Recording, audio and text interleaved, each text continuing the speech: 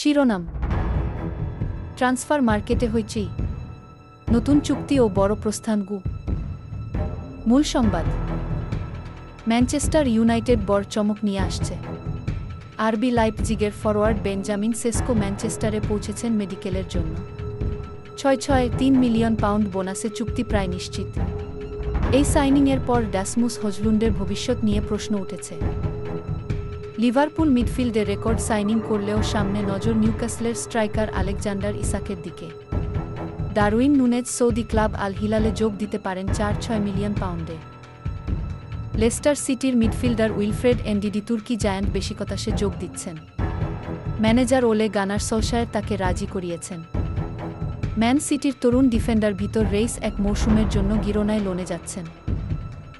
Aston villa ২৩.৫ million পাউন্ডে নিচ থেকে striker even গেসতকে দলে ভিড়িয়েছে, যা বোনাসসহ ২৮ মিলিয়ন পর্যন্ত বাড়তে পারে।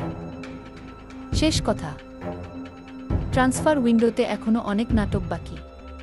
কে কোথায় যাবে, কে থেকে যাবে, সেটাই এখন সবার আগ্রহের কেন্দ্রবিন্দু।